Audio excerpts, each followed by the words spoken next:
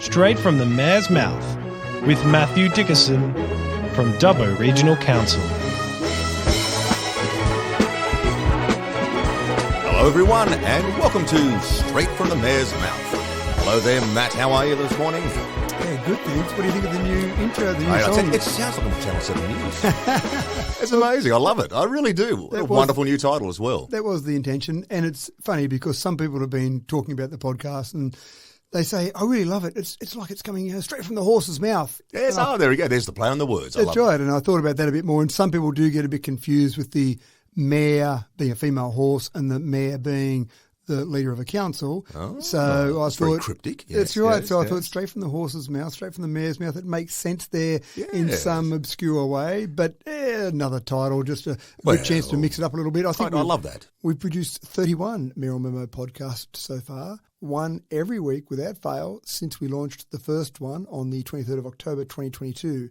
Of course, they've all been called the Mayoral Memo podcast up to this point in time, but it's time to make a change from this week, and it's straight from the mayor's mouth. Change is always good if you think it's an improvement, so let's see. I feel as though I'd probably need to wear a tie or something now. It has that very formal sort of feel about it. Well, you can now wear a tie and a coat jacket and then a pair of shorts.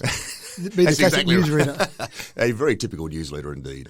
All right, buddy, let's jump into it then. So, look, during the week, you had a meeting there, a board meeting with the EnergyCo board. It was a bit of a dinner, it sounded. It's not actually a meeting, but a dinner. And you're pitching the idea of the REAC. So this is a bit of a tourism focus. So what actually is this, just for the listeners out there? Well, EnergyCo, for a start, it's the government organisation. So it's set up like a board, like a separate external organisation. They may even sell it off one day, who knows. Yep. But it's owned by the government. The Treasury set this up. So they treat themselves like an external organisation. They've got a board. They had a board meeting in Dubbo on Tuesday, for example. They've got directors in inverted commas, so they're not ASX 200 directors, but at some stage it may turn into that. But their job is to build the transmission lines that will support the renewable energy zones. Okay. When we see down at Bodangora now, as you go down towards Sydney or even across to Mudgee, when you see all the wind turbines down there and you see the solar farms there, people talk about that as being the RES, the Renewable Energy Zone. But technically, and I'm being a little bit pedantic here, that's not the RES. Right. That's in the same area as the RES will be, but they're not connected to the new transmission infrastructure. Right. And only those parts will technically be part of the RES because there'll be some different charges associated with the RES. But it's obviously an area where people are already building renewable energy farms, solar farms, wind farms, etc. So the really big project for the EnergyCo board and EnergyCo in general is to build the transmission lines, because in the past we've had the the creation of power, so Liddell Power Station, for example, creation of power much closer to where the power's needed, on the coast, closer to Sydney, closer to the major population areas. And then we've had a small amount of power coming out to regional areas because we don't need as much power. Yep. It's going to be reversed now. The power is going to be generated in 5 renewable energy zones. The most advanced one is the Central West Arana Renewable Energy Zone. Yes. We've talked about that a little bit. That's right. Mid-Western Regional Council, Warren Shire Council, and of course Dubbo Regional Council. There are other ones that are progressing. Probably the New England one up around the Armidale area is probably the second most advanced. That should be bigger than the one around us. Okay. But at this stage, not sure how much bigger that will be. There's some changes there. Dubbo's one should be around 3 gigawatts. Right. The one around New England should be around 8 gigawatts. But we heard in a meeting that we had this week that it may be Dubbo growing by a couple of gigawatts, maybe even more, and the one in New England might be reduced a bit. So a whole range of reasons for that. But the board had their meeting on Tuesday and they said, we're going to have a dinner on Tuesday night. Could you come along and have a chat to us and just meet some of the board members and have a chat? And I said, sure thing. James Hayes, the CEO, and I've met him a few times, and a very nice guy. He's a Kiwi. Apart from that, he's a very nice guy. Right. We'll still maintain him as one of our friends. And he had some major projects in his past. Christchurch rebuild, that was one of his projects that he was heavily involved in. Yeah, right. He's been involved a little bit in the Snowy Hydro scheme, some of that as well. Not anymore, but a couple of years ago he was involved in that. But I said, James, just give me 5 minutes after dinner. Give me a little slot. Call it after dinner speaker if you like, whatever. But I just need to pitch an idea to your board. And he said, what is it, Matt? And I said, well, just trust me if you can. So I want to develop this idea a little bit further. So you gave no real notice in regards to what you want to talk about? Not at all, no. He's a trusting man, isn't he? Very trusting. He did trust me enough to say, I'll give you a little bit of leeway there and let you have a chat about something. And what I did do was I painted a picture, I think more than anything else. I painted a picture of 2 other projects that we've had in Australia where I can see something similar happening with our Central West Arana Renewable Energy Zone. I went back to the Snowy Mountains Hydro Scheme, 17th of October 1949. That was officially started, and it was completed 25 years later. They didn't actually connect the first, or didn't start generating the first power until 1955. Right. But in the early 50s, they opened up a visitor centre and education centre for people to visit to learn about hydropower. You can imagine in 1949, people were thinking, what's this hydropower? I've never heard of hydropower. So that was something that the people who were running that, and let's call it Snowy Hydro, it was called a different thing at the time, there was different states involved, but let's call it Snowy Hydro. They were clever enough to say we need to educate the public. Jump forward to today, and you've now got the Snowy Hydro Discovery Centre in Cooma. Yes. And I've spoken to them because I want to get a bit of background information. They get over 100,000 visitors a year. Right? Wow. They get 150 school groups that go through there. And they're educating people, but also great for tourism. In Cooma, 100,000 visitors. Absolutely. Fantastic. I remember going there as a kid. Exactly. I'm the same. I went there when we were at school. I went and visited there, and I learned a lot about hydro. River Hydroelectric Scheme. Yeah, so fantastic. So I talked about that. Then I talked about the Parkes Radio Telescope. CSIRO owns that. They opened that on the 31st of October 1961. Now, people remember it and became, I suppose, famous in the beginning for the moon landing on the 20th of July 1969. And then a few months before that, back in February, 14th of February 1969, they opened a visitor centre. They opened an observatory visitor centre. Now, again, look at that today. They get over 100,000 visitors. So for Parkes, that's fantastic. Now, when you think about 100,000 visitors, the zoo, 300,000 or 300,000 plus. Yeah, wow. So Second, it's right up there, really. That's right. Second in this region would be the Observatory Visitor Centre over in Parkes. So even the Old Dubbo Jail doesn't get that many. No. Western Plains Cultural Centre doesn't get that many. So pretty impressive. So I talked to them about those couple of items and the education that goes along with that and the visitation. Then I talked about Central West Arana Renewable Energy Zone, and there's no doubt about it in my mind. There's potential there for education. I mean, I drive an electric vehicle, as you know, and I still get, and they were funny the first 150 times, but after 3,000 times you get a bit tired, still get the jokes about, oh, you've turned up an electric car, hope you brought your extension cord. So there's probably some education to happen there. People are still wondering why we need renewable energy, so a lot to learn there, and people are interested. And I think about out at Nyngan, they've got a 102 megawatt solar farm at Nyngan, and that was opened back in 2016. It's over 250 hectares. They've got something similar at Nevertai, 132 megawatt solar farm there, over 202 hectares, opened in 2019. Both of those solar farms have got viewing platforms. Isn't that fascinating? Now, a solar farm is interesting, maybe-ish, but looking at 200... Seeing a lot of the same stuff all the time. And it's not doing a lot. Yeah, sure, some do track the sun, but some don't. But that's pretty slow movement. But then... Think of the dish. I thought about that. The dish is a 64-metre dish that I stood there one day for 2 hours waiting for it to move. Didn't move for me. That's right. And, well, if you go to the Snowy Discovery Centre, the Snowy Hydro Discovery Centre in Cooma, well, you can't even see the Snowy Hydro Electric Centre. No turbines there at all. Absolutely. And funnily enough, when I was talking about this to the board, one of the board members said, oh, yeah, I drove out to Nyngan recently to have a look at that. And I went, what else were you doing in Nyngan? No, I drove out just to look at that. Yeah. So I said, I think there's potential here to create a REAC, a Renewables Education and Activity Centre. Yes. Down there near Bodangora. Thank you. It's got to be an acronym. I thought, know it's serious. Everyone can have an acronym these days. That's know it's serious when you've got an acronym. You're not serious, that's it. So I said, the idea here for EnergyCo would be building some type of REAC down around Bodangora there. And I thought, when you start to think about what you can do education, you can show wind turbines, solar panels. A lot of people have got solar panels on the roof of their house. So you can do all these things, but you can also, the AC part of it, renewables education, fine, that's what the other centres do, but then the activity centre. So I started thinking about this wonderful idea of a mini wind turbine, just say a 10-metre wind turbine. And then I've been inside the gearbox of a wind turbine and I found it fascinating. Imagine going up inside a wind turbine, not a real one, just a dummy one, and getting to this dummy gearbox at the top, but that would be your viewing area as well.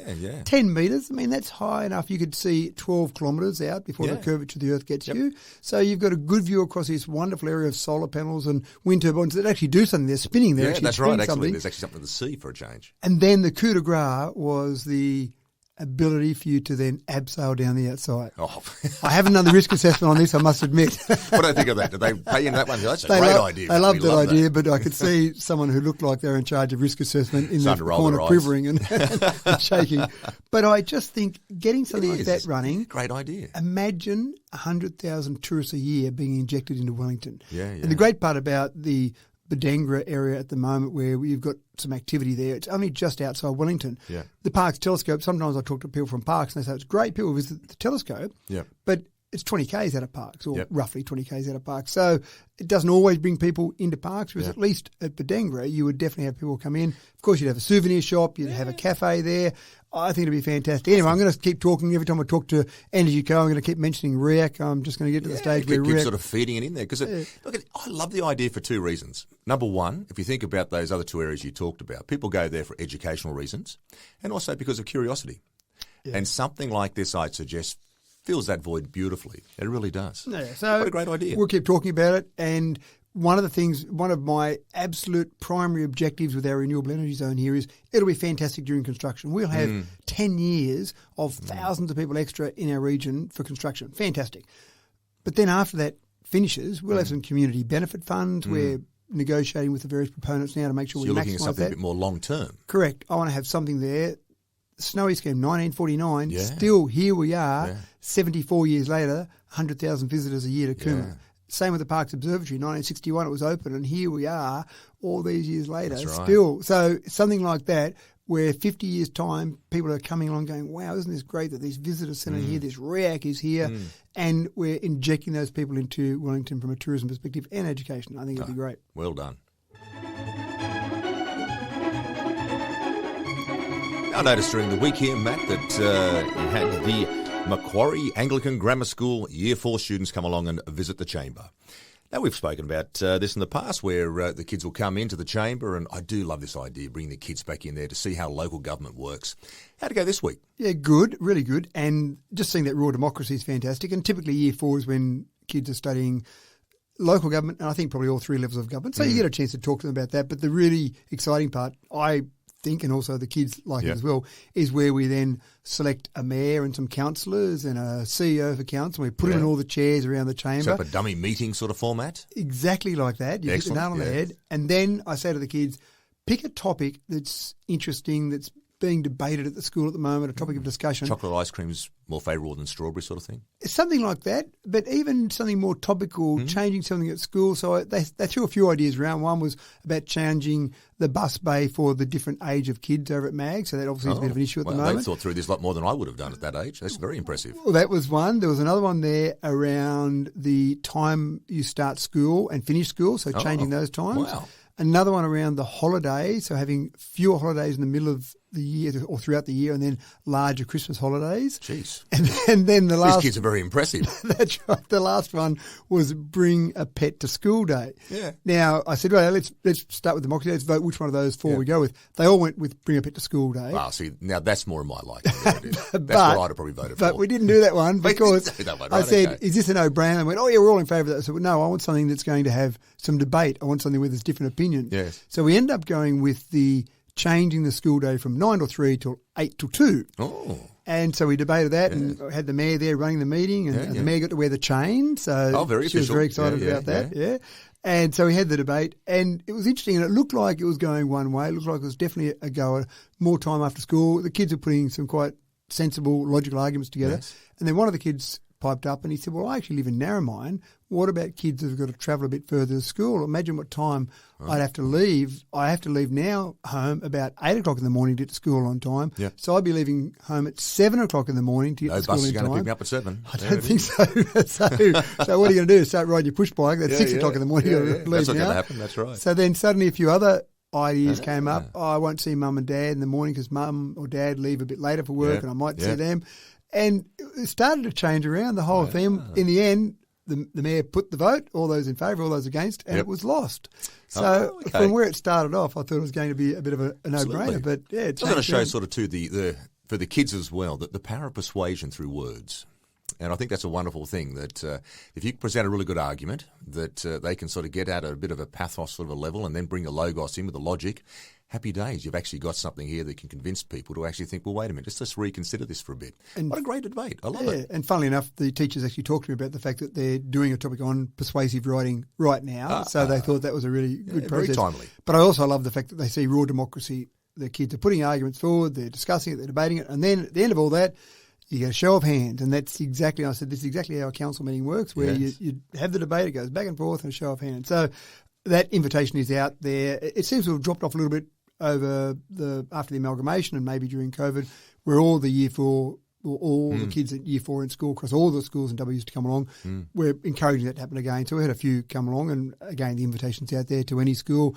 It doesn't have to be year 4, but if they're studying local government and want to come along and sit there and have a bit of a discussion around it, it's a really interesting process. And I think the teachers really enjoy seeing things that they learn or teach in the classroom actually translated to the real world. Oh, look, for my advice out there for all the teachers, take up the invitation. I bet you're a very busy boy during the week, as you always are, but this week in particular had a couple of flights down there to Sydney. There was the first one there. You went down to have a bit of a round table meeting with Infrastructure New South Wales. It's interesting. This is a very important group, and I'd imagine from the point of view of the discussions, it could have been some very interesting outcomes. So how did the discussion go? One of the things that's interesting is you get a new government in place and they like to have a look at things. Yeah. Not necessarily to point the finger at the last government. Sometimes that is the case. But there's a bit of that going on as well, yes. A little bit of that. Yeah. But sometimes just to have a review. So back in April, the Treasurer announced a strategic infrastructure review. So they appointed an independent reviewer, a gentleman by the name of Kanofski. Right. And he's basically sitting there and supported by Infrastructure New South Wales and New South Wales Treasury and the Department of Premier and Cabinet. Wow, he had quite a few there. They're the three areas, if you like, that are supporting this whole review, and Ken's job is to talk to some various stakeholders. So I was lucky enough or quite pleased to get an invitation along to sit around a round table. Obviously, they didn't invite 128 mayors along, 128 councillors in New South Wales. So you're one of the select few? One of the select few. They ran 2 sessions, one on Monday and one on Thursday, so I don't know who was at the Monday session, but at the Thursday session. Looking for your feedback on certain areas, were they? Or? It was really just to get a bit of a snapshot on things that are important from a regional perspective and just a few questions. Now, we spent an hour and a half. There were 8 of us in that particular meeting. I won't go through every topic for the next hour and a half, obviously. It could be a long meeting. Yeah. But it was really a bit of a focus on regional. What things can we do better to support regional? Some of the programs that are in place now, are they working? Are they not working? How can we modify some of those? So it was a good chance, I suppose nice to be asked along there in the first place, but a good chance just to really push some ideas. And I suppose when I do things like this, I don't always feel like I'm pushing just the Dubbo barrow. I feel like I'm pushing regional. And that may sound wrong in some respects, that it should just be Dubbo. But I imagine too that a lot of the mayors in the region would have very similar causes and concerns. Spot on. And I also feel like it's a victory for Dubbo when good things happen in regional areas. So if something happens, if they move a government department to Orange, for example, I don't feel like that's a loss for Dubbo. I think it's a win for regional. Yeah. So it is one of the things that I do talk to the other mayors of similar cities in regional areas, the Tamworth, the Orange, the Bathurst, the Wagga. Dubbo is obviously better than all of those, but they're similar. It's given. and I think that's really important. So again, some of the pictures there were really about getting people to regional areas. The workplace hub that we've talked about before, the building being the new building that we built in Carrington Avenue, more of those. I'd love to see more of those workplace hubs in lots of regional centres. So that was a main point of discussion, was it? Or? No, there were a number of points of discussion, but that was one of them. Getting people to regional areas from metro areas, a few programs that we've talked about in the past. We've had some Evo Cities education programs, for example, in the past. So really talking about some of those. One of the things that they wanted my opinion on, which is interesting, were things called special activation precincts. Now, we've got a few of those along the Inland Rail route. So there's one at Parks. Well, that's a very good question. I think there are many people in the state who ask what they are. But I think, so there's one in Wagga, one in Parks, one in Moree, one in Narrabri. Right. And there's not one in Dubbo, and we're not directly on the Inland Rail route. And I think we're probably big enough and we've got enough industry that we probably don't need to be a special activation precinct. But I think the general idea, to paraphrase a huge amount of strategic work, but to paraphrase that in a couple of sentences, I think the idea is for the government to encourage and probably spend money on areas where you can start to build up some industry hubs or some circular economy where you might get industries that feed off each other. Okay. And I spoke to Ken Keith, the Mayor of Parkes, recently about the one in Parkes, and from his perspective, it's fantastic because there are industry. So it's working? It's working in a place like Parkes because it's a bit smaller, and sometimes you might need some little gentle nudges from a government to encourage some industry to start to pick up there. And I think America does it really well. Yes, America's population is much larger, but they do seem to have lots of industry in regional locations, whereas in Australia we seem don't they? They do. And in Australia we seem to focus along the coast. So I think there's some logic and sense in that. I'm not slashing my wrist that Dubbo is not a special activation precinct. This is something that happened many years ago that they nominated these areas because I think, again, we've got enough other things that are happening for us that, again, it's one of those things that's a regional focus. If Parkes becomes bigger and more industry in Parkes as a result of this, I think that's okay. It doesn't have to be all about just Dubbo because I think it's a symbiotic relationship in regional areas. Yep. We feed off each other. And trying to do all in one spot in Dubbo, sometimes you just can't make it all happen in that one spot. That's right. So that was an interesting one because, again, I haven't taken a huge amount of notice of that, so I didn't have an absolute definitive view on special activation precincts as they're related to regional cities. But I think definitely for a Narrabri, Moorreena and Parkes, I think they're probably very important. Was there anything specific from the meeting that you can take from it and go, look, I think from Dubbo's point of view, it's a really important one? I think at this stage it's review. Okay. Do you get a follow-up on this? So they give you a sort of bit of feedback in regards to what they've decided to take on board, or you just have to sort of wait and see? You do wait and see what they come out with in a final report. But this is a bit of a rush one. Sometimes these things can take a year or more. But Ken did mention that the government wants to report out sometime in July. So that's a fairly compressed time frame to get some feedback, get some information, and away you go. But you do remember we talked about that workplace hub, and you remember I talked about that meeting that I attended back in 2013, the decentralisation task force. And that task force report that came out that had various recommendations, including the idea that I had the combined agency teleworker office, the CATO. Sort of shows they listen. Exactly right, and it shows in those reports you've got that information. Sometimes it might take 10 years before something happens from them. But I think, again, it's good. It's better to be at the table and having those discussions than to not be at the table. So that was an important part, and we'll see what happens as a result of that. Well done. I also notice here, Matt, that you flew back down to Sydney, so you came back home, flew back down to Sydney again, and this time around you had a meeting with some of the country mayors. This is a formal organised group called Country Mayors. Oh, it's actually called Country Mayors. That's the title. That's right. What, no acronym? No acronym for that one. I'm sorry. CMA, Country Mayors of Australia. No, it's actually only New South Wales. So CM, maybe? CM, it's not that country really, music. There it is. That's right. It's not that good a one, is it? So Country Mayors, basically we have meetings typically at Parliament House. We typically get the members bringing forward any problems, ideas, issues, etc., things to talk about, ideas to discuss, and we typically have some ministers or members of Parliament come along and talk to us.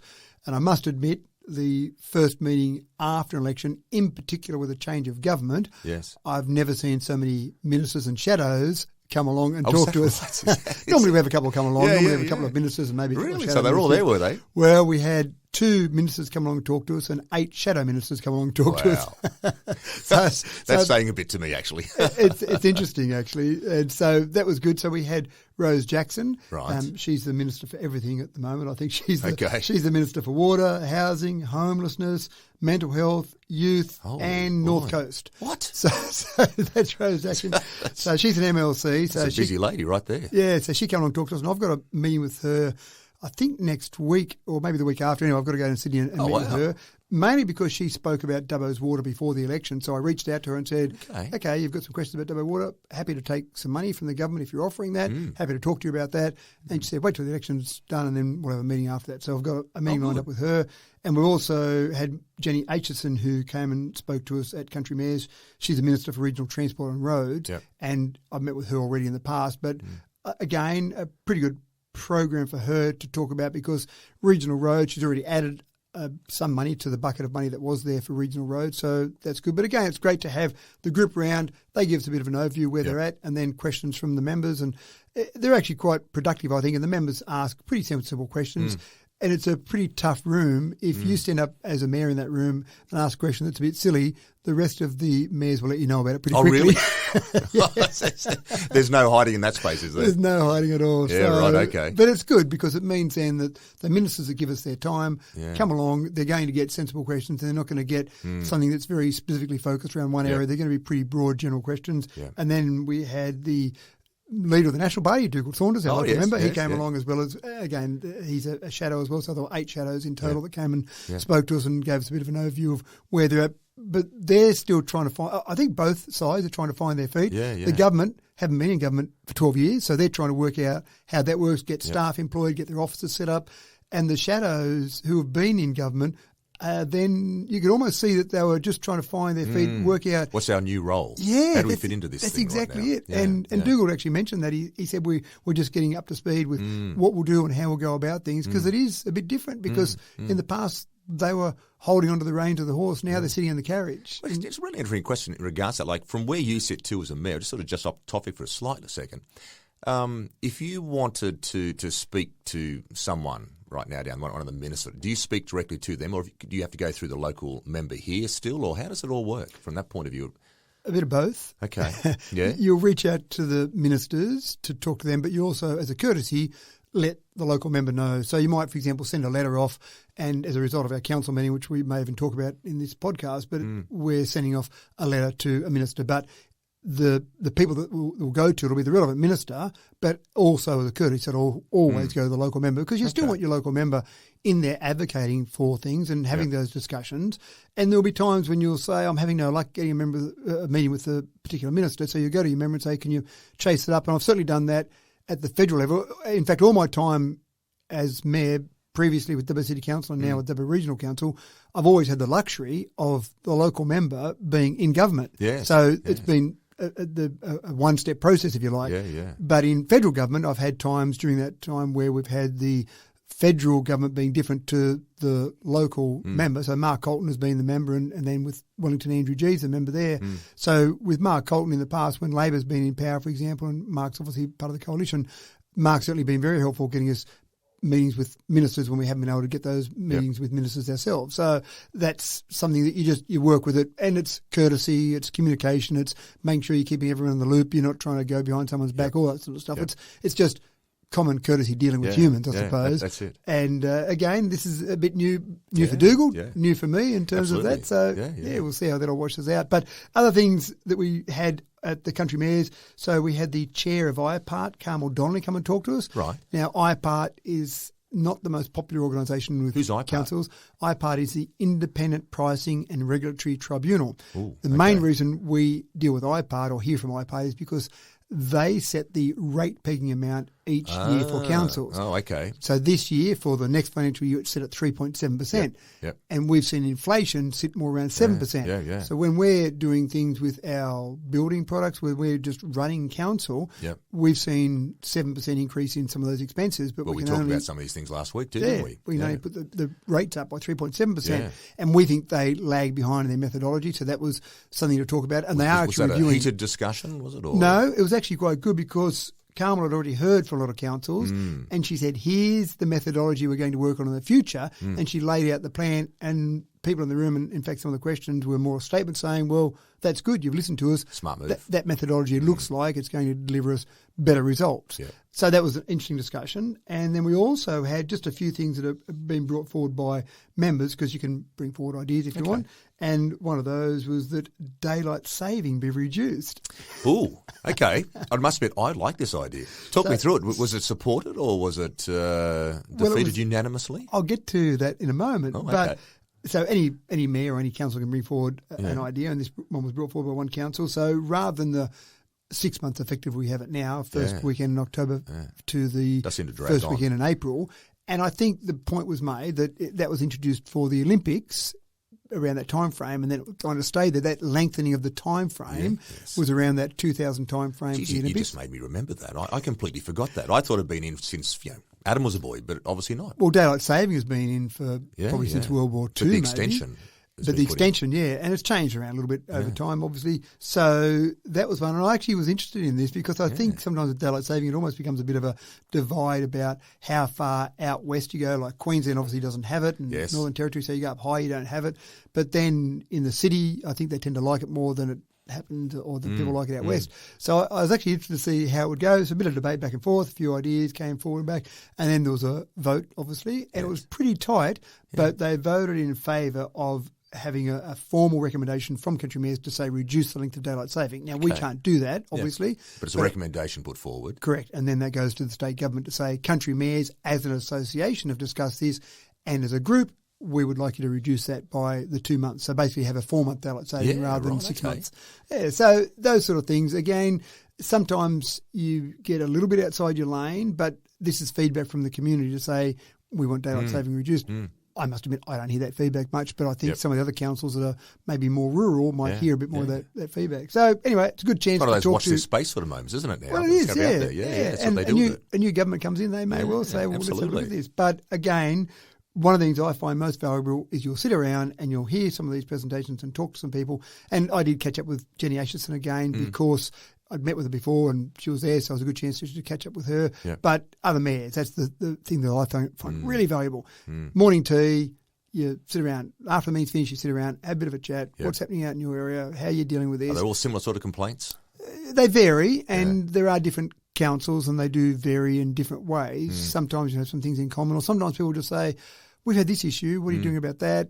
The emergency services levy, we've talked about that. That was a bit of a topic. That would have been topical, yes. Yeah, that was a topic of discussion. And we feel a bit hamstrung on that. What can we do about that? Don't know. Yeah, that's right. But again, sometimes you share that pain as well. Yeah, absolutely. So another productive meeting, I suppose, is the bottom line from all of that. Well, they say a problem shared is a problem halved. Well, it is share, and we did talk about that a bit, about sharing that pain and reducing that pain by sharing that pain. Oh, well done. Noticing here the fact that following on from the country mayors meeting, that you had a CoREM meeting, the Coalition of Regional Energy Mayors. You guys got together, so talk me through it. Who's this group? Well, this is another group, and sometimes you can get too many groups with councils. There's a lot of groups. I don't know how you keep up with all these groups. You're doing incredibly well. It is a bit like that sometimes. You do want to find those groups that have got common interest. Yeah. So you're right, it's a coalition of regional energy mayors. I like to call it the Coalition of Regional Energetic Mayors. Oh, excellent. So this is a little productive little group, are they? Well, it's a fairly new group. Okay. It's interesting because we've got renewable energy zones that we've talked about. There's 3 councils in this one, and Bulgandra Shire Council does also get just slightly touched by this renewable energy zone, but probably not yet. It's probably a further stage as it develops further. Yep. So they're certainly in there as well. But there's a group of about 14 councils that will be impacted by the various renewable energy zones. Okay. Yep. And we were at a conference in Canberra last year. It's called ALGA. And there were a couple of the mayors from a couple of the other areas. Just we're having a bit of a chat there one day, and someone said to me, "Oh, Dubbo, you're in a renewable energy zone. Yeah, how's it going? Yeah, good, very positive. And we're having a couple of issues with a couple of things there, and a few little bits and pieces we talked about." And then someone said, "Oh, maybe we should just get together." So we actually had a lunchtime meeting organised fairly ad hoc. Right. We just, again, we're at this conference. There was a pub around the corner. How about we go around there, have lunch, and just sit around and have a bit of a talk? So we did that and had a bit of a discussion. Yep. And I must admit, a little bit concerned because there was a lot of negativity in the room around renewable energy zones. And I understand some of the problems, which we'll get to in a moment, but I just see opportunity. But it was also good. Maybe I was seeing too much opportunity and not enough of the negative. So it was good to see the balance. As a result of that discussion, the group said, okay, well, let's get together on a regular basis. Let's just catch up with different things. And we do a little bit via email, but with country mayors, then all the councils that are there are at country mayors. So we often use country mayors as a time to get together because we're already there rather than fly down to Sydney separately or rather than organise video conferences. Hey, we're already in Sydney, so why don't we get together? So we did that after country mayors. So the link, just again, this group, they're basically guys that are mayors of areas that have a lot of the renewable energy zones sort of being put into it. Correct. That's exactly right. So to give you an idea, you're talking about Dubbo, Warrumbungle and Midwestern, obviously. I mentioned Gilgandra there, but you've got places like Walker and Upper Hunter and Inverell, Uralla, Blaney, Muswellbrook, Singleton, Tamworth, Armidale, Glen Innes. So you've got various ones there. And again, the Central West Arana we know about and we understand where those are. The next one will be the New England. So that'll be more Armidale and Tamworth and some of those areas up there. So we had a meeting. We actually had a couple of or 3 actually, members of the staff from Penny Sharp's office. Now, Penny was coming, but again, new officers, new staff, getting things sorted out. They actually double booked Penny. Oh. And I did say to the chief of staff when he came along and said, "Oh, look, sorry, we've double booked Penny." Yep. I said, well, that's a bit unfortunate for the other meeting Penny was meant to be at, because obviously this would be the more important meeting. Absolutely, yes. But it wasn't. She went to the other one, unfortunately. That's right. Now, so she's the Minister for Climate Change, Minister for Energy, Minister for the Environment, and Minister for Heritage. Is there a minister for just maybe one portfolio anymore, or are they all get multiples? Jenny has one portfolio. Oh, she has one. Yeah, okay. That's right. But this is one that's got four. So we had a staff member from the Department of Planning, and we had EnergyCo, James Hay, the CEO, who I'd only met with on Tuesday night. He was there again as well. But one of the things that is interesting around the room is I still find a little bit of negativity. Some people are still worried about the destruction of pristine land, and I understand that. But I'd still rather see a wind farm on some nice land rather than a coal mine and then a coal-fired power station. Yes. So I understand that problem. Some other problems that I don't quite get, and I said this at the meeting, I don't quite understand the logic of some of these. Some people were in the room and they said, we don't want all these people coming into our places and living there for a few years while they're under construction and destroying our tourism for these small communities. And I said, look, I thought in regional areas we were desperate to get people to come and see our places, to live in our places, to move from metro areas. But maybe the chance they'll stay. That's kind of the logic. And so I didn't quite understand. And funnily enough, one of the mayors there said that about 15 years ago, he was arguing with the Department of Planning when mines were coming into their locations that they wanted them to stay. They actually put conditions on the mine consent that they weren't to build mining camps. They had to have these people live in this community. Right. And now it seems like they're arguing the opposite. We don't want them living in our community and taking up all our accommodation. We want them to live in a mining camp. Yeah. I'm a little bit confused and a little bit concerned that there is so much negativity. Keep in mind that council is not the consent authority when it comes to these large-scale renewable energy projects. What we can do is maximise the opportunity. And I suppose that's where I'm coming from. I'm saying it's going to happen. You can't stop it. It's not going to stop. But you can sit there and complain about it and say this is terrible, or work out ways that we can maximise the opportunities. And I suppose that's what some of the other mayors are doing, maximise the opportunities by not having them destroy their communities when they come in. But I just see having people come in, and again, I'm thinking of the opportunities for Wellington and Bodangora. What a great way that we can maximise. Surely that's actually right, because surely some of these areas must be struggling to get some people into these towns. It's across the board. It's not just here. I had an email from a student at a Sydney school the other day who said, can you give me some comments about the demise of population in regional areas? And, well, it's a bit of a two-speed economy in regional areas. You've got cities who are growing and growing quite well, but some of the smaller communities sometimes do struggle. So getting an injection, this to me is like a free kick. Fantastic. Absolutely, yeah. So that's interesting to have that discussion. But again, maybe temper my enthusiasm a little bit and just see what other issues there might be there. Yeah. And there's certainly challenges, there's no doubt about that. But let's embrace it and see how we can fix those challenges. Yeah. The other thing that's interesting is that it was proposed that this group be formalised, pay $5,000 a year membership, have a chairperson who was self-nominating as chairperson, have the chairperson as the person who makes statements on behalf of all these councils and on social media statements and setting up a website. How many times a year do you meet? Well, usually it'd be 4 times a year, typically. Okay, so it's And I actually said no to all of that. Okay. I said, I don't think we need to formalise it. I don't think we need to get to the stage of formal. We, as Dubbo Regional Council, had created a framework that we've talked about before. We shared that with the group. Yeah. We don't expect you to pay us for that. We're doing it anyway as part of what we need to do. Because one of the other councils said, we just got some legal advice and that cost us about $10,000, so we'd like to cover those costs. Well, I don't think it's fair to make every council pay for those costs. So I'm not the most popular with some of those other mayors who are really keen on this to be formalised, but I just think it needs to be a group that gets together, discusses a few issues, and then goes off and does their own thing. I mean, we talk with Warren Bungle and Midwestern on a regular basis about our renewable energy zone. Yep. The three of us have not suggested, and I don't think we will, to formalise it and form an incorporation or pay money to it. It's just we do some video conferences or we get together and just talk about things, how are you going with this and what about that, and let's meet with EnergyCo and chat to those guys about things. Is there reasoning and rationale behind maybe wanting to create this so that they feel as though they would then maybe have more sway with state government? That was certainly one of the arguments put forward, is that then we've got a bigger voice. Yeah. But my biggest concern is that the voice that I'm hearing in that group may not be the same as the voice of Dubbo Regional Council, or may not even be the voice of Central West Orana Renewable Energy Zone. What's the old line? Be careful which wagon you sort of attach yourself to. And I don't know that I'd want representation saying this is all bad and we don't want people living in our communities when I'm saying the opposite of what we want in our community. So it's a fine line. When you join a group, you're accepting the group view, if you like. So I don't know where that'll go. Okay. The terms of reference that were drawn up initially, I certainly could not support. The general managers might do some more work on those terms of reference. But to me, it really is just a chance to have a bit of a chat, discuss ideas, put forward some concerns. And the concerns are very different across some of those areas and maximise this opportunity. That's the bottom line here. Yeah.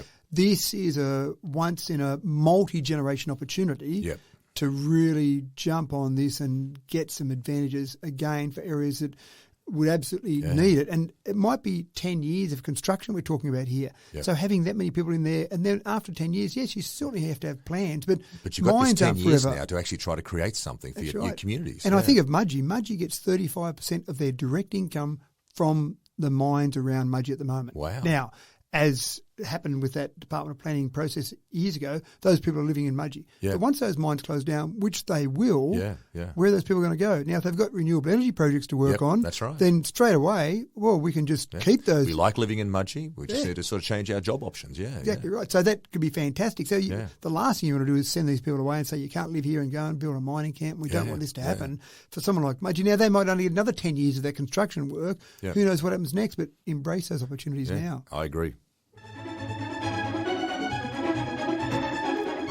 Now, the council meeting. Let's have a look and see. Last Thursday night, there was a council meeting there, in the Wellington Chambers. And from the sound of things, Matt, this wasn't just a normal little council meeting. This actually became quite a boisterous council meeting. Am I right in saying that? Normally, you'd think that would be some councillors getting a bit boisterous. Yes. But public forum, I had to actually raise my voice a couple of times. Really? Very unusual for me in general, but for me at a council meeting. Wow. I don't remember the last time I had to raise my voice at a council meeting. What was going on? Like, what was causing the kerfuffle? We have public forum at the beginning of every council meeting. Okay. I love public forum. Yep. Anyone can come along from the community and you've got 5 minutes to say whatever you want to say within reason. Mm-hmm.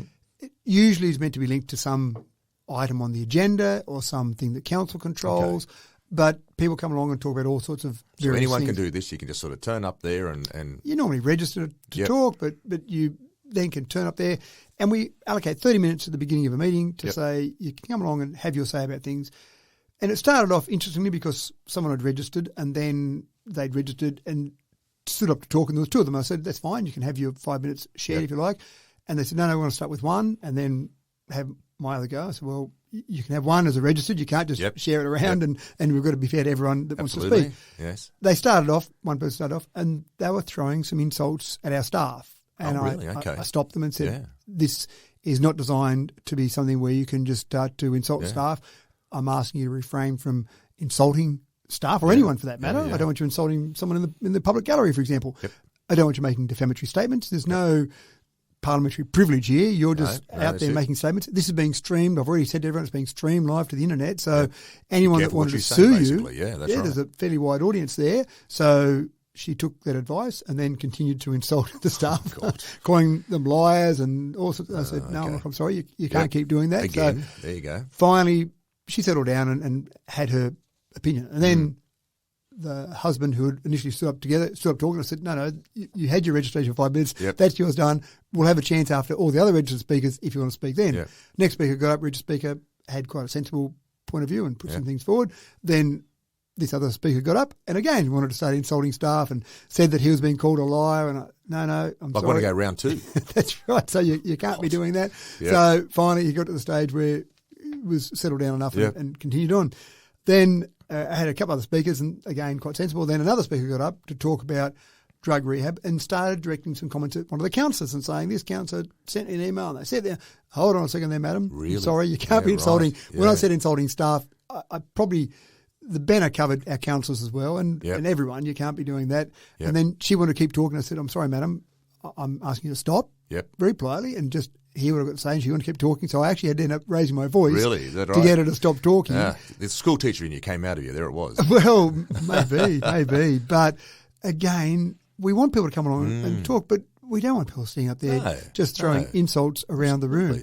So finally she got to the point where it was a bit calmer. One of the things that was interesting is that she'd sent an email out to all councillors and I'd answered her. Sometimes when that happens, I'll answer on behalf of council, but every councillor can answer if they wish. So I'd answered on behalf of council, and one of the councillors had answered her, doing the right thing, but the insults she was throwing around were directed at the one councillor who answered her. And I thought it's a bit harsh on that councillor. He's taking the time to go through and answer and give his opinion. She wasn't happy with the answer. Didn't like the opinion, didn't like the answer, but didn't insult all the other councillors who hadn't answered it, just the ones who'd taken the time. Did. Yeah, that's right. So anyway, hopefully that settled her down. And then the next guy that stood up to talk, he said, I've got a bunch of questions here. I just need some answers to these questions. And I explained that public forum is not a Q&A session. Yes. Public forum, you've got 5 minutes to put your opinion forward. Say your piece as long as within reason. That's right.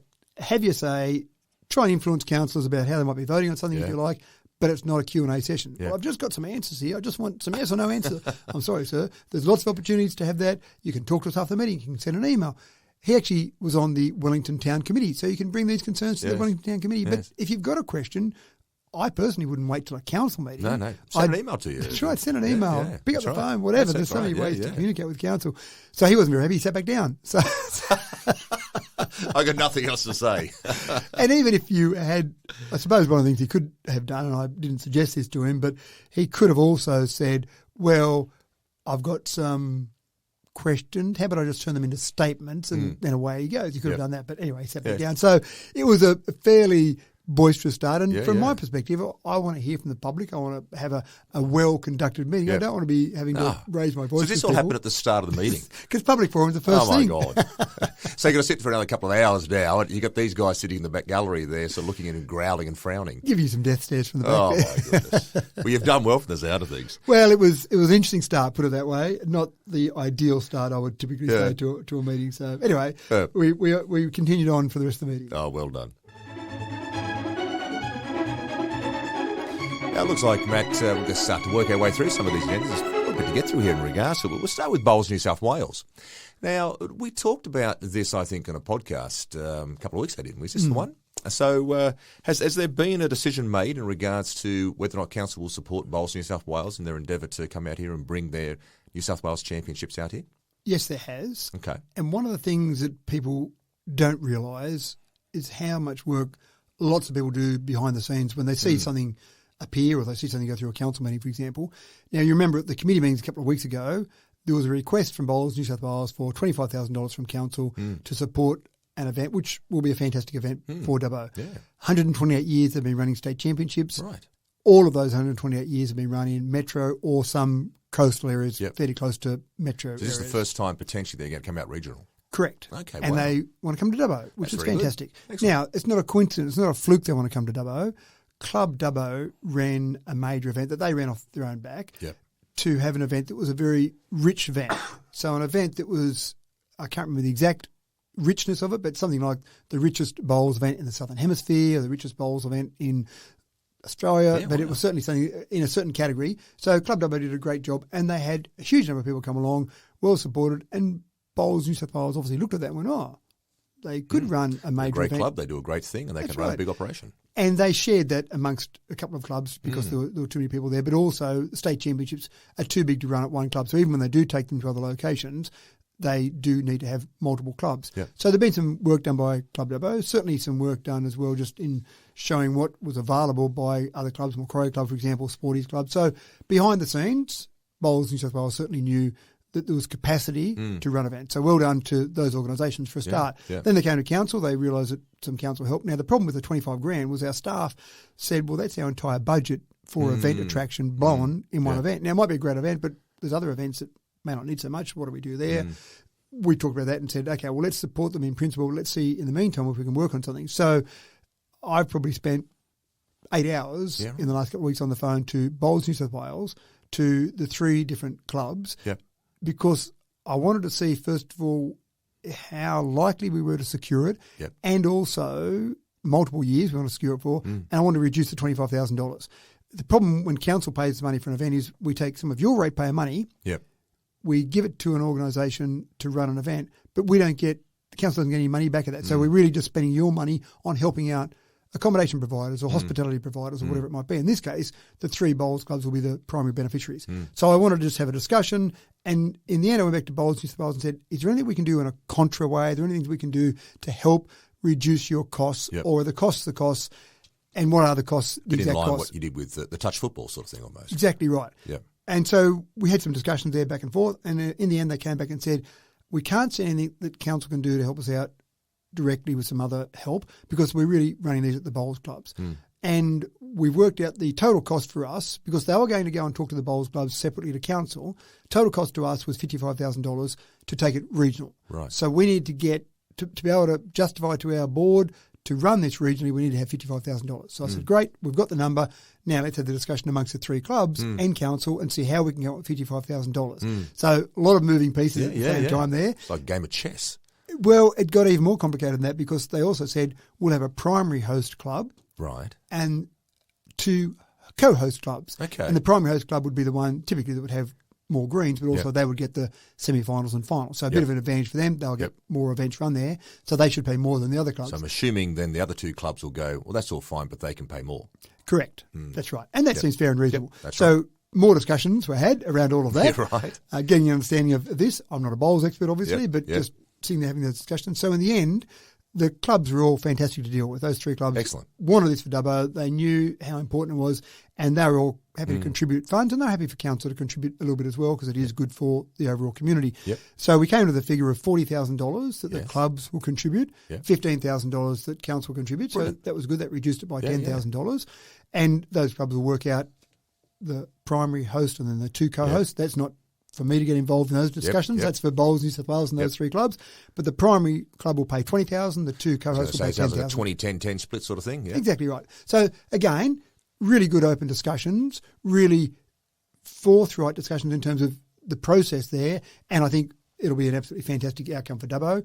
For Bowls New South Wales, they'll secure it now for 2024 and 2026 and 2028. Oh, wonderful. In between, they'll go back to some metro location. So they'll take it. So it's signed, locked in, the whole thing? Well, nothing signed yet, but in principle. In principle agreement. Agreed, that's right. And in principle, those clubs, again, they've got to get their boards on board and all the rest of it. So it's the chairperson of each of those clubs I've been speaking with. But essentially, in principle, yes, we agree to all that. Council, yes, it's a council resolution, so that $15,000 is guaranteed. But also the opportunity, what I wanted to stress with Bowls New South Wales is that our events team do a fantastic job. And one of the things they do a fantastic job with is helping get some other sponsorship at a local level. So also an opportunity there for some co-sponsorship to maybe even reduce that $15,000 a bit further with some co-sponsorship and sharing some of those funds. So all of that ends up with a resolution at a council meeting, which we talked about for 10 minutes at the council meeting and job done. But I don't think many people realise all the work that went behind the scenes by those bowls clubs, by Bowls New South Wales, by myself, by our staff, all these different things that happen, which is fine. That's what we do, because we want to get good outcomes for Dubbo, but it's always not as simple as what you see. That's right. That at a little meeting. 10-minute discussion there at a council meeting. Yeah, that's right. And some people might go, $15,000, do we have to pay that? Well, I think in fairness, I think that's a reasonable sum to pay. I agree. 25, I think, was asking a bit more of council than maybe is fair, because the bowls clubs will get benefits out of this. But I think it's still fair that council Well, it works pays. within the guidelines now too, so it makes it easier for council staff as well to sign off on that. Correct, too. that's exactly right. And again, we might have to find some extra money to help with some other events as we go along. But I think overall, a really good outcome and lots of discussions to get to that final point. Well done. Now, this one I'd suggest would have been fairly interesting, Matt, the Rehab Centre location. Now, this has been an ongoing discussion for a fair while now, hasn't it? This is the local rehab centre, which they're trying to be getting off the ground now for many years. And I know there's been a fair bit of discussion around where this rehab centre is going to be located here in town. Do you mind just sort of maybe just giving a little bit of history, first of all, about, I suppose, first of all, the need for a rehab centre in town and why we feel as though we need one here, and secondly, where the decision has been made to put this now? Well, that's a really interesting question, and there was some debate at the council meeting. Well, let me jump forward before I go back. Yep. The resolution from council, basically after a fair bit of debate and a fair bit of back and forth, basically says that we as a community, so council on behalf of the community, have concerns about the current location, and we oppose the current location. And part of the resolution is... So this is the proposed current location, is it? Well, I don't even know it's proposed. I think they're saying this is the location. So this is where the state government. So our resolution was that we oppose the location, and then part of the resolution is we'll write to the relevant minister. And as I said before, that letter will go to the relevant minister, but also will go to a local member, so he's aware of that, and basically ask that for us to work with Western Local Health District and find a more suitable location. So we're not saying that's terrible and sort it out. We're saying we'll help you. We're happy to sit there at the table with you and give you our opinion or advice on different locations, but ultimately it's not our decision. It's the state government who makes the decision. Health is something that comes under the state government portfolio. So we can't have a resolution. If the resolution said we'll move the location, I would have ruled the resolution out of order. Yep. Because you can't literally do that. Yeah, you can't. I can't allow a notice of motion or a motion to come through council that is something that council can't actually do. Now, we can send a letter off to the relevant minister. We can raise our concerns and we can say we'll help find a suitable location. They're all things that we're legally capable of doing, but we aren't capable of saying we'll change the location. So it's a fine line. Go back a few steps. Part of the debate, some of the discussion of the debate was whether or not actually even getting into this part of the debate was relevant for council. Now, there were some opinions there at the meeting that said the last council did some things that were, the expression was used, outside their lane. Right. So, Local Government Act 1993, here are the things you must do, and stick to those, because there's a lot to do in the Local Government Act 1993. There's lots of stuff to keep you busy with that. It was acknowledged that the last council went outside their lane and did things outside their lane, and whether or not that achieved anything for the time and the money they spent going outside the lane, that was probably, I suppose, a really significant part of the debate from my perspective, watching it there, because the last council went out and they spent money on advocating for a drug rehab centre and spent money literally on advertising and a campaign about drug rehab. Did it make any difference whatsoever? We've got no proof of that whatsoever. In fact, the state government said at the time, this is part of our plan anyway. What council did was totally irrelevant, because what council did was nothing to do with what the council should be doing. So whether it made any difference or not, did it put any public pressure on them? I have absolutely no idea. I've got no proof whatsoever. What I have got proof of is while they were focusing on things that were outside their lane, we know the last council lost a bit of focus on strategy, lost a bit of focus on keeping the budget in the black. We have proof of the things that they didn't do. We don't know if the things they did do achieved anything at all. So are we getting into areas that we shouldn't be? That's a really good question. Can't really tell you that. All I know is we've got a resolution from council that says we'll voice our concerns. Don't have a problem with that. We'll write some letters off. Yes, don't have a problem with that at all. And say the community's told us this is not appropriate.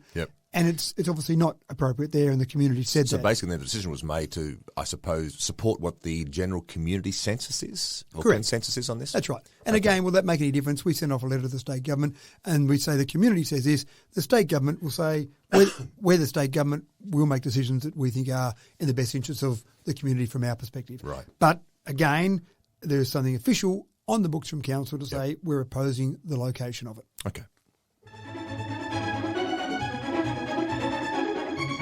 Now looking here, as part of the meeting there during the day of that evening, Thursday evening, there was a notice of motion for a crime summit.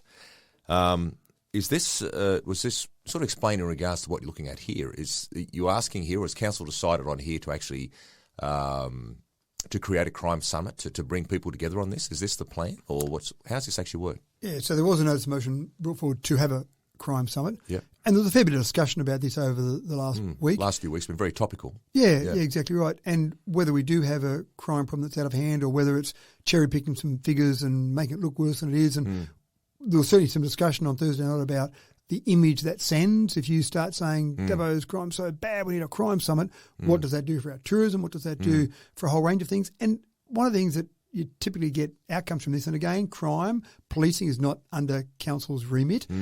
One of the things that you sometimes get is you get an alarmist view that makes people think it's a lot worse than it actually is. And looking at the data, maybe it's not as bad as people think it is. But there's also lots of things that happen in the background. And certainly I did meet during the week with Executive Director, Youth Justice New South Wales from the Department of Communities and Justice. And again, just finding out some of the initiatives, some of the programs that are underway and that are happening as we speak, and just seeing what things are happening. I think Those sort of things sometimes are better off happening behind closed doors rather than being out in front of everyone. And there's lots of government departments that are talking about this, and these are state government departments typically that are working on all of this. Now, one of the things I think that was important is that we actually had the police come along to our briefing and talk about where some things are at and just giving some information about things that are happening now, strategies that are happening now. So in the end, the call for a crime summit was defeated. Okay. But the motion that replaced it was a call for a community safety strategy and associated action plan. Now, that's okay because that's kind of happening already. Yeah. It's just refining the focus on that. But again, we won't be able to implement that action plan. Yeah. We will be saying, yes, sure, let's have a community safety plan and let's continue on that path. Yeah. But we can't make it happen ourselves, if you know what I mean. Is there a situation right now? Look, we've talked at quite some length in regards to this the last couple of weeks in regards to it. Is there a... Are we looking at a situation now? Are the statistics, are any of the stats showing at all that you're seeing any exceptional rise in crime here in town? If you cherry pick, yes, you can. There are also stats that show dramatic drops in crime. Yeah. And the data you get from Boxar is data that says here's current crime levels, here's 2-year trend, here's 5-year trend, and you can look at individual ones, compare different LGAs, and even it comes down to the types of crime. So if I look at Dubbo and I look at cocaine, so having people arrested for things associated with cocaine doesn't sound great because you think they might be committing other crimes associated with that. We've got minuscule numbers. I think there were 7 arrests in Dubbo for 2022. I look at some other LGAs and there are 40, 50, 60 arrests. So you pick that and you go, well, we look good compared to the rest of the state there, and that crime hasn't really gone down, but at 7, the data's so small that if it went from 7 to 10, it would be a big jump in percentage terms, but not much. And if it went from 7 to 5, it'd be a big drop in percentage terms, but again, not much overall.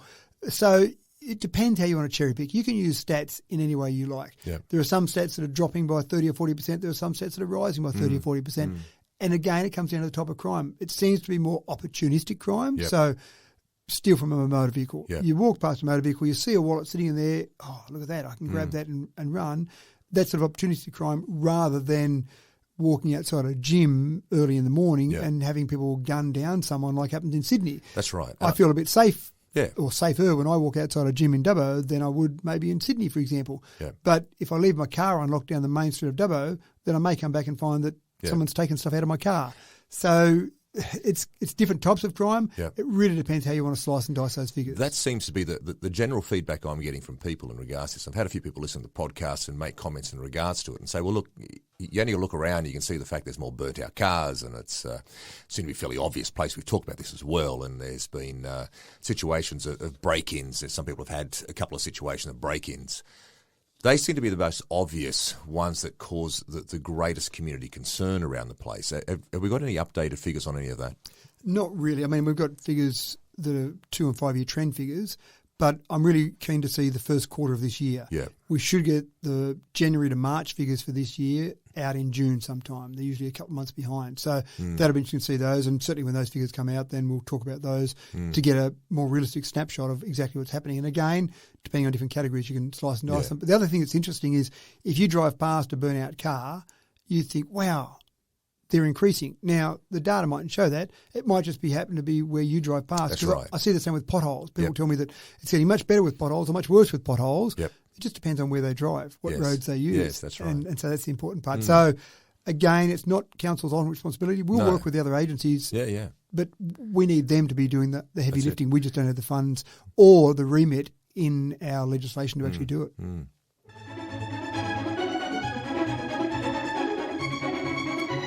This looks interesting. One as part of the discussions again there on Thursday night in regards to councillor and mayoral fees. Now, this is how much, I suppose, I'd probably like to refer to it almost like a reimbursement of payment rather than a payment, because it's quite a nominal fee that you're getting in regards to it. So what was the decision made in regards to the updated nature of the fees? The first thing that's a little bit disappointing is that councillors have to vote to increase their wages each year. Yeah, right. So and it's never not a good external look. things. You guys got to do it yourself. Well, first of all, you get the Local Government Remuneration Tribunal, and they make a determination as to what the fees can be. and then it goes to council, and then council... So is that a set fee across the board? It's not, and we'll talk about that. That's the really interesting part out of this I want to talk about. So the first thing is that they say, here are the recommendations, here are minimums and maximums that you pay your councillors. So there's a minimum. You have to be paid a certain amount. As a councillor and as a mayor, you get a separate additional amount. Yep. But the fact that it then comes to council and you have to vote for it seems a little bit rude to me, because it's always a bad look to vote for an increase in your own wage. So you have to do this on Thursday night in front of that hostile Wellington crowd as well. That's right. Exactly. I would prefer that the Remuneration Tribunal just said, here are the new fees. Absolutely. And away you go, and that's it. The other thing that I think is interesting is the differences, and I want to talk about it. So first of all, let's just talk about Dubbo, so you're aware of exactly the figures for Dubbo, so nothing's being hidden there. As a councillor in what's called a regional centre, which is what Dubbo is defined as, you get paid $26,070. 26,070 is the amount you get paid. Okay. So not a huge amount for the amount of work you might put in. No, that's right. Keep in mind that until last year, you didn't even get superannuation on this. Oh, Again, really? councillors, they made a recommendation you should get super, because all these councillors being paid across the state, why weren't you getting super? And so, again, last year we had to vote to add super to our payments. So I would think that'd just be a normal process. You'd think so, wouldn't you? Yeah, absolutely. It seems like it's almost illegal. So as a councillor, 26,070. As a mayor, on top of that 26,070, you get 64,390. So as a mayor, you're getting about $90,000 for the mayor's job. As a councillor, 26,070. Now, that's regional centre is what that definition is there. We've got a whole range of different categories: principal CBD, major CBD, metropolitan major, etc., all the way down to rural. To give you an idea, principal CBD, there is one council defined as principal CBD. That's Sydney City Council. As a councillor on that, 43,440. Right. As the mayor, an extra 238,450. Is that right? So as the mayor of Sydney City Council, about $280,000. Can I ask the most obvious question here? Why, in any way, shape or form, does the mayor of Sydney think that job is any more important than your job, or the mayor of Broken Hill, or mayor of Tamworth, whatever? Like, how can they sort of justify the fact that they're going to be working any harder for that type of figure? Well, I don't think it's up to the mayor, remember. Yeah, this true. is the Remuneration Tribunal. But so looking at that figure, though, it Correct. just was a decision made then by the councillors to put them into that space, so that figure. Well, let's go then to the other extreme, go to a rural council. And to give you an idea of some regional rural councils, you're talking about places like Balranald, Blaney, Boganshire, so out at Nyngan, Canamble, Forbes, Gilgandra. That's at the extreme. At the low extreme, a councillor there gets paid $13,030. Right. The mayor gets an extra $28,430. Really? So about $41,000. So at one extreme, as a mayor, Yep. $41,000. At the other extreme, $280,000. Can I also argue the fact I reckon their job would be harder? Because imagine being down on a Saturday morning. Everyone's going to know the mayor in Forbes. That person will walk down the main street, try and have a quiet coffee. I bet you any money every single day they get someone saying, Mayor, I need to talk to you about this. You probably get the same situation here in Dubbo. I'd be suggesting, and I'm not trying to be facetious here in regards to what she does down there in Sydney, but from the point of view of that, I can't see for the life of me how there's such a disparity here in this wage. It is a big difference, and I think you're right. The mayor of Burke, the mayor of Forbes, the mayor of Canamble, they're on duty 24/7 every place they go. They couldn't go to a sporting match, to a cafe, to a supermarket without someone saying, "Oh, by the way, while I've got you here, can you just fix up this for me, check out that, whatever." Yep. Go to somewhere in between. Parramatta, for example, Parramatta mayor, Sydney City Council mayor, Clover Moore, most people know her. She's been there for a long time, has got a profile. Parramatta mayor, most people wouldn't know. Most people in Parramatta wouldn't know the mayor of Parramatta. As a councillor in Parramatta, $36,590. The mayor gets an extra $118,210. So in effect, you're getting, as the mayor, $160, a bit less than $160 grand again. So one of the things that's really interesting when I talk to some Sydney mayors sometimes is that they look at regional councils, and if I just pick on Dubbo, for example, you've got water. We've got 3 water treatment plants in our LGA. We've got sewage. We've got an airport. We've got livestock, Dubbo regional livestock markets. We've got childcare, we've got a caravan park, and we've still got the council. We've got a $217 million budget. Yes. Sydney City Council's got more like an $800 million budget. So it's a bigger budget. So I think that's the justification from the Remuneration Tribunal. But the decision-making process is still the same. You're exactly right. And furthermore, the responsibilities are identical. Absolutely. But sometimes more, because in Sydney, you've got Sydney Water. You're not responsible for water in Sydney. No. A lot of Sydney councils don't do sewage. Yep. A lot of Sydney councils they don't do airports. They don't do all these other things. Yeah. So I'm not complaining. So get me wrong. No, but no councillor or mayor that I know goes into this for the money. The only problem is that if you don't pay enough, then you only have people that can afford to be a councillor become a councillor. In Queensland, for example, they pay the councillors there a linked amount to how much the state MPs get.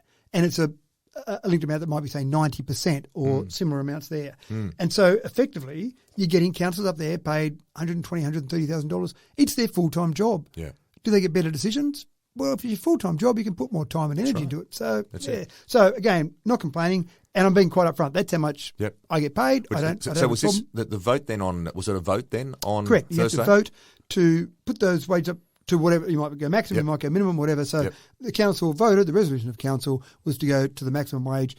And again, it might seem like a bit self-serving because you're voting to put your own wage up. But part of it really is you want to encourage people to be on council. Absolutely. And even when you're only being paid a $26,000 amount to be a councillor, it's not really encouraging that much, but the minimum you could pay is $14,810. And I think the $26,000 will give a little bit more encouragement than $14,000. So, it's an interesting one. I don't love the idea that I've got to put my hand up and vote for an increase in my wage from the public purse, but I still think from a being fair and reasonable point of view, it's fair and reasonable that you pay people something for the work they're putting in. Absolutely. At the end of the day, it's still a nominal figure for what they do for what is a very important job. As a councillor, absolutely right. All right, mates, we've got to that time. It's time for your, it's referred to as the mayoral memo, but it's no longer, of course, the mayoral memo. It's now the From the Mayor's Mouth. So we've got the limerick for the week. Yes. And I thought this week with the discussion around the REAC, if I can keep getting people to talk about the REAC, then that's a good thing. Excellent, yes. So here we go. The power in Bodangora is quite grand, with a visitor centre so planned. Education will take flight in the day and the night in this new renewable energy land. I have to say that's probably one of your best ones yet. I did actually enjoy that. Well done, mate. Listen, thank you for sharing all the updates in regards to what happened this week and, all of your travels you went through as well. I hope next week also works out well for you. Until next week, everyone, take care. Straight from the Mayor's Mouth with Matthew Dickerson from Dubbo Regional Council.